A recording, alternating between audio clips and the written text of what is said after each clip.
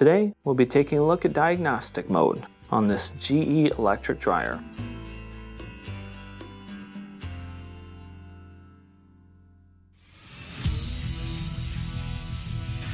Be sure to visit ApplianceVideo.com, where you will find thousands of repair videos on the latest technology. And for a limited time, you can save big on an annual membership and take advantage of all of our premium benefits. ApplianceVideo.com. Do it right the first time. To enter diagnostics, you will have to press a certain sequence of buttons here. You will press volume, delay, volume, delay. It will have to be when the unit is off. If you need to, maybe power it on and power it off so you make sure it's in an idle state. Let's press volume, delay, volume, delay. You'll hear a beep. It'll pop up and it should show a T1. Now we are in diagnostic mode here. There's a couple of different things that we can do. If you want to enter a test, you can press start. If you want to go to the next test, you can turn it. So T1 is going to be for your dryer model codes. This is for programming purposes to change it between gas and electric. We'll keep going. T2 is a UI software version check. Another version check for the T3. Now the T4 is going to be your error codes. If we press on T4, press start. Right now I'm showing all zeros. This means I have no error codes in the system. But the most common error codes you'll find is a 001 for an inlet thermistor short, a 002 for an outlet thermistor short.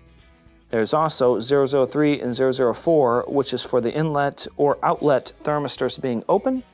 You may have a 006 for a stuck key. You may have a 008 for a door latch. Now, if you want to get out of it, you can just go ahead and you can go ahead and turn the knobs here.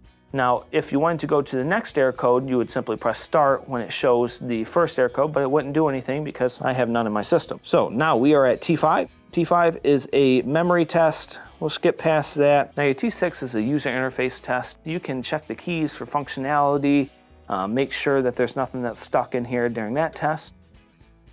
You'll have a T7, that's your outlet thermistor test, as well as a T8 for your inlet thermistor. T9 is going to be your moisture sensor test. T10, we're going to have our door open test again. You can always press start to enter the test. This says door closed. If we go ahead and open the door, you'll see DO for door open.